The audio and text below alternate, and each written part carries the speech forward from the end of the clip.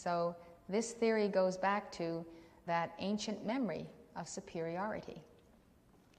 And for the poor, in 1873, Galton wrote, "I do not see why any insolence of caste should prevent the gifted class, when they had the power, from treating their lower caste compatriots with all kindness, so long as they maintain celibacy.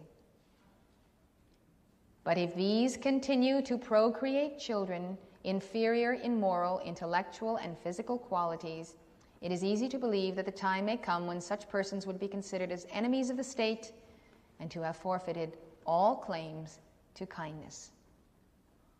Can you imagine the nerve? We'll be kind to the poor people as long as they maintain celibacy and do not multiply themselves. But when they multiply themselves, we have a right inherent in our superior estate to withdraw all kindness, that is support, medical supplies, or any type of assistance to help them to evolve out of their condition. Galton's, quote, "scientific truths" were so profound to him that he concluded that enthusiasm to improve the race is so noble in its aims that it might well give rise to a sense of religious obligation. In other words, fanaticism. Fanaticism engendered and increased by hatred. No doubt Marx, with his scientific socialism, his love of the leadership class, the dictatorship of the proletariat, and his disdain for what he called the lumpen proletariat, the lowest class, whom he called those passively rotting masses, felt the same way. Marx is in a class by himself among the Nephilim, and he had utter disdain for the very ones for whom he was proclaiming his communist revolution. He hated the masses. He used them to his own designs, and he called them the passively rotting masses. Great benefactor of the Soviet Union is a people hater. As early as 1912, fervent adherents of Galton's eugenic creed included both Prime Minister Winston Churchill and Harold Laski in England, Theodore Roosevelt and Franklin Delano Roosevelt in the United States, and soon scores of others throughout the upper echelons of American and English society. The nations which were ultimately most influenced by Galton's doctrines were the United States and Nazi Germany. Charles Darwin did not apply his theory to human society in a systematic form. That was done by Herbert Spencer, another archdeceiver in this chain. Spencer, S-P-E-N-C-E-R, a philosopher whose impact on modern society is widely underestimated. All the serpents are underestimated because he is considered of little importance today. By the time Darwin had published Origin of Species, Spencer had already written along evolutionary lines in his essay, Progress, Its Law and Cause, published in 1857. It was Spencer, not Darwin, who coined the term survival of the fittest. Survival of the fittest. It's commonly used in conversation today. It has an insidious point. It means the super race has the right to survive, since they are obviously the fittest. They have a right to survive inherent in nature's laws, and therefore one must not interfere with the non-survival of those who are not fit. According to Spencer, life progressed from an incoherent homogeneity, which meant that all life existed in the small, uniform particles like the protozoa, to a coherent heterogeneity where there are dissimilar constituents such as the higher animals and man. The final result of this process was a civil society. Spencer held that an unknown and unknowable absolute force was continuously operating on the material world and producing variety, coherence, integration, specialization, and individuation. Gases concentrated to form planets, the earth became more variegated and gave birth to such simple animals as the amoeba. Man evolved from less complex species and at first lived in undifferentiated hordes. Various social functions were developed so that there were priests, kings, scholars, workers, and so forth. and knowledge was differentiated into the various sciences.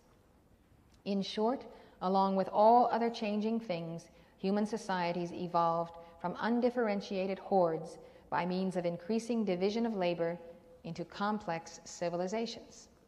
Spencer believed the social order evolved along the same lines as the biological order. He applied the principles of biological evolution to the social spheres. This became known as social Darwinism. During the late 19th century, Spencer's ideas were used to justify the wealth of the elite and the poverty of the lower classes as the outworking of natural law, the survival of the fittest. According to Spencer, biological evolution had occurred through the unregulated competition of individual organisms and species for the scarce necessities of life. Unfit individuals and unadaptable species died or became extinct, leading to vigorous species and the eventual emergence of man. In just such a manner, reasoned Spencer, unregulated competition among men had led to social and economic progress and the rise of the most able to positions of power and eminence. For progress to continue, unregulated competition must continue. So those at the bottom of the social ladder were there because they were inferior or unfit to engage in social life. To aid them would retard their extinction, hence retard progress itself. This becomes a rationale for anti-love and the failure to uplift those who have less ability than oneself. Spencer offered an evolutionary rationale for low wages and subhuman working and living conditions. Galton offered hereditary reasons in the natural laws of biology for not wasting sympathy, money, education, and above all, health care on biologically low-class types. Beginning at the turn of the century, the robber barons, the social Darwinists, and the eugenicists, whose American societies and circles had interchangeable directorates and memberships, started to press for the compulsory sterilization of the mentally ill, the feeble-minded, the epileptics, habitual paupers and criminals, and other dysgenic types, those whose genes are detrimental to the hereditary qualities of a stock or are biologically defective or deficient. At this stage, the power elite, by blending the doctrine of Spencer and Galton, which carried with them the drift of Darwin and Malthus, had within the framework of their social conscience a justification for their superiority, which not only sanctified their urges for power, but demonstrated that they were part of a natural process created by God.